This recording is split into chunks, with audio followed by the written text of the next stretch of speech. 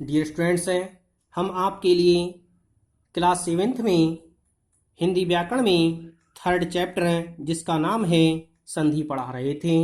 इस चैप्टर में मैंने आपको पढ़ाया था कि संधि किसे कहते हैं तथा संधि के कितने भेद होते हैं। मैंने आपको पढ़ाया था कि दो वर्णों के मेल से उनके मूल रूप में जो परिवर्तन या विकार आ जाता है वह संधि कहलाता है। मैंने आपको पढ़ाया था कि संधि के 3 भेद होते हैं। नंबर 1 स्वर संधि, नंबर 2 व्यंजन संधि, नंबर 3 विसर्ग संधि। जहाँ पर स्वर का स्वर के साथ मेल हो उसे स्वर संधि कहते हैं। जहाँ पर व्यंजन का किसी स्वर या व्यंजन के साथ मेल होता है उसे व्यंजन संधि कहते हैं। और जहाँ पर विसर्ग का किसी स्वर या व्यंजन से मेल होने पर विसर्ग में जो परिवर्तन हो जाता है उसे विसर्ग संधि कहते हैं। स्वर संधि के मुख्य रूप से 5 भेद होते हैं। नंबर 1 दीर्घ संधि, नंबर 2 गुण संधि, नंबर 3 वृद्धि संधि, नंबर 4 यण संधि, नंबर 5 अयाद संधि। डियर स्टूडेंट्स, इन सब संधियों के विषय में मैंने आपको अच्छी तरह से पढ़ा दिया था।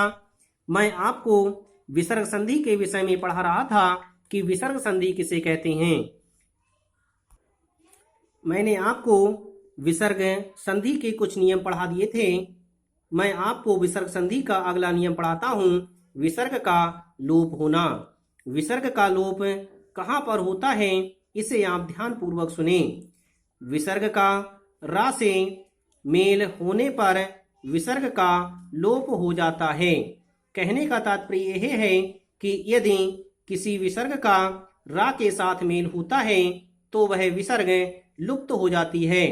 वह विसर्ग लुप्त हो जाती है अर्थात विसर्ग का लोप हो जाता है और विसर्ग के पहले का वर्ण दीर्घ हो जाता है।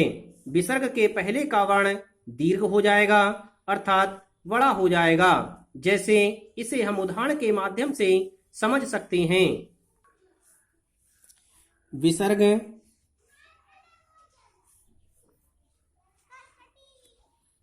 का लोप होना। मैंने आपको भी पढ़ाया था कि विसर्ग का लोप वहां पर होता है यदि विसर्ग का मेल रा से हो तो विसर्ग का लोप हो जाएगा और विसर्ग के पहले का वर्ण दीर्घ वर्ण हो जाएगा। जैसे उदाहरण है नि प्लस रोग। डियर स्टूडेंट्स, इस नि शब्द के अंत में विसर्ग आया है। रोग शब्द के प्रारंभ में र व्यंजन आया है।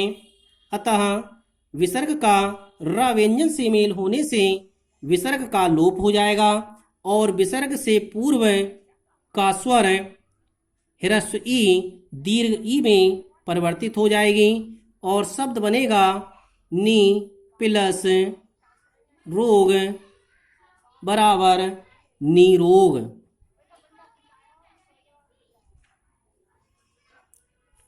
डियर स्टूडेंट्स, इस तरह से हमने देखा कि विसर्ग के बाद यदि रा आता है तो विसर्ग का लोप हो जाएगा और विसर्ग से पूर्व का वर्ण दीर्घ वर्ण में बदल जाएगा और नया शब्द बना निरोग।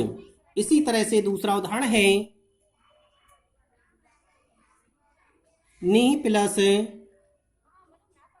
रस बराबर नीरस। डियर स्टूडेंट्स, इस नि शब्द के अंत में विसर्ग आया है। रस शब्द के प्रारंभ में रा व्यंजन आया है।